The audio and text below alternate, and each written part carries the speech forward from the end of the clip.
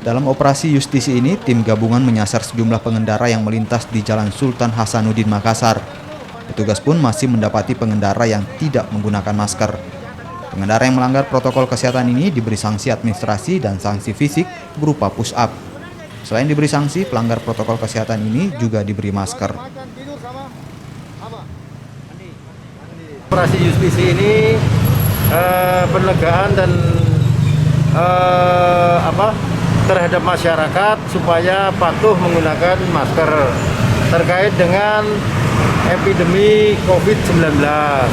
Jadi sesuai perintah pimpinan kami melaksanakan operasi ini berkoordinasi dan membackup tugas-tugas daripada pemerintah daerah, utamanya dari Satpol PP untuk melaksanakan tugas operasi justisi. Ya, kita di sini